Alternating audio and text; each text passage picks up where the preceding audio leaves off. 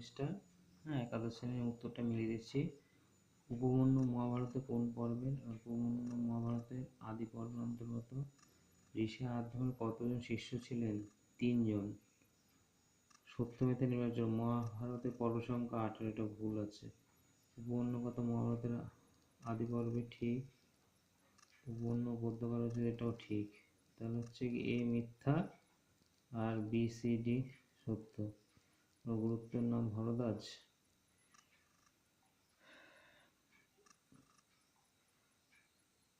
তারপরে দেখো পিপানম কথার অর্থ হচ্ছে হৃষ্টপুষ্ট। নিচের কোনটি সঠিক? ঋষি আধ্যমে 3 জন শিষ্য ছিলেন, ঠিক। একেরটাই হবে, ঠিক আছে। তারপরে স্তম্ভ মেলাও। ময়ূরের ডাককে বলা হয়? ময়ূরের ডাক হচ্ছে কেকা। তারপরে রামায়ণ হচ্ছে গিয়ে সপ্তকাণ্ড। আদি কবি বাল্মীকি। ঋতু হচ্ছে বর্ষাবর্ণ, ঠিক আছে।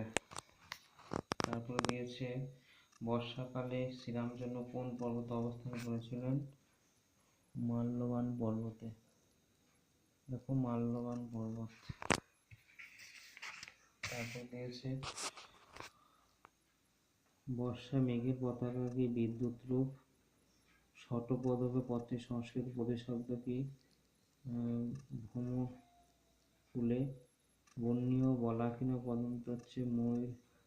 ময়ূর বক্সিনী। শোভিত হচ্ছে গজন্ত। গজন্ত।